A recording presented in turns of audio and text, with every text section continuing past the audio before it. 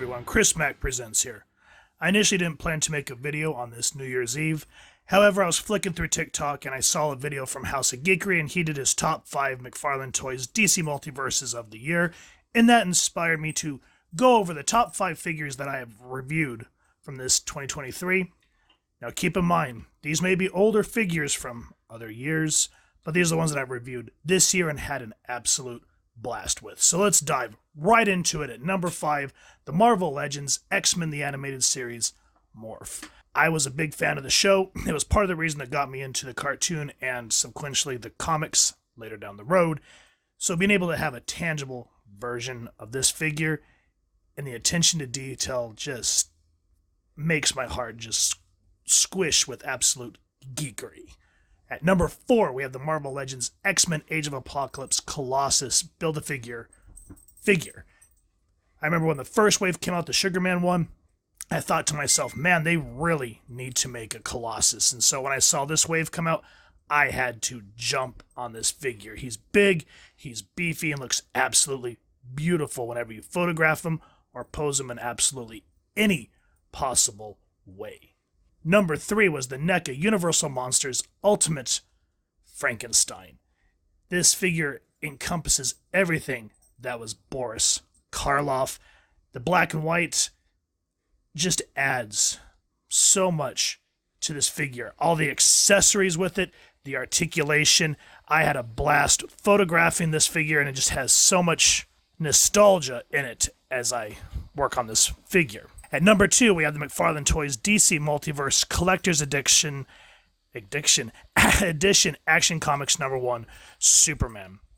I was really kind of on the fence about this one, but once I got it in my hands, I'm in love with it. You get him in front of the camera and you set that lighting just right, you're going to have the figure that just screams that Max Fleischer Superman era and encompasses everything that Joe Shuster and Jerry Siegel wanted to bring to the table when they created the Man of Steel.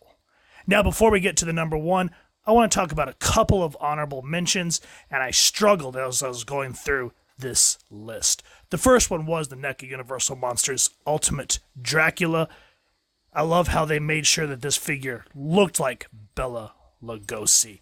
That movie is still near and dear to my heart. Lugosi put on such an excellent portrayal, and to have a figure of it, and you can do your own black and white photography with it.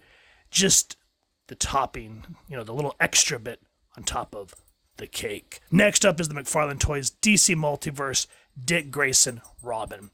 When McFarlane was going through the Metal series and he released the Groblins, I was thinking this would be an excellent body mold for an original Boy Wonder. So when I saw this one come out, I had to grab it. And you put him up with the Hush Batman, the blue and gray version, and you just get that traditional dynamic duo look with these figures.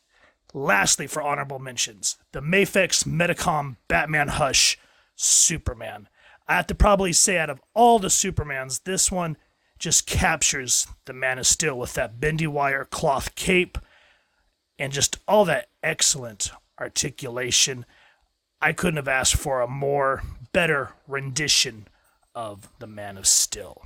Now, lastly, number 1. And this one, I initially had no interest in it whatsoever, but it is the McFarlane Toys DC Multiverse Red Hood. This was one of the last figures that came with guns before DC put the gun ban on all their action figures.